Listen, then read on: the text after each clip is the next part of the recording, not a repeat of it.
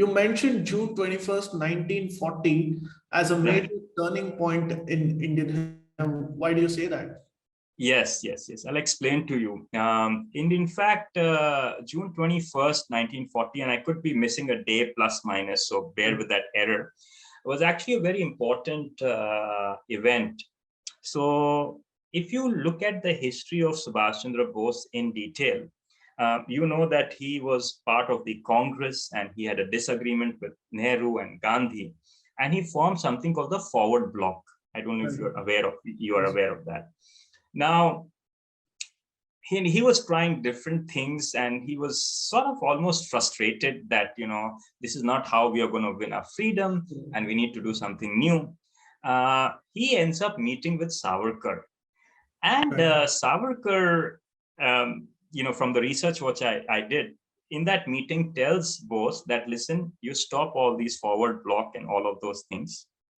I have written a book in it, the 1857 book. I know what the British are weak upon. The day the Indian soldiers will go against the British, the rulers, the Indian soldiers working for the British, that's the day they will fall apart and they will run from India. Right. And he says that I have a person by the name of Rashbihari Bose who's formed an INA. You go and escape to Europe, and you make a deal with Hitler, because enemy's enemy is enemy, right? World War II had already begun.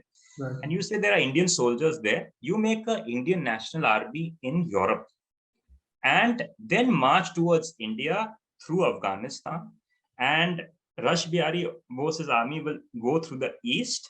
Right. Now, when both of them come to India, right, the Indian soldiers will realize that they're going to shoot at their brothers, right? Because they were all part of the same group, right? Yeah. And instead of pointing guns at their brothers, they'll actually point the gun at the British. So you will have this entire army and you'll create a mutiny.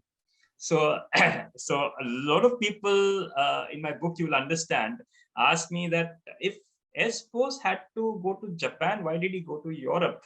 But you'll actually realize that he went to Europe. He set up an Indian National Army in Italy, an Indian National Army in Germany. He set up radio station there. All of those things are documented in my book. Right. But this was, in my opinion, a turning point. If this meeting hadn't been, right, and if this idea would not have been planted in S. Bose's mind, I don't know how he would have been able to interconnect this whole weave together. Please remember to subscribe to us and switch on the notifications for this channel.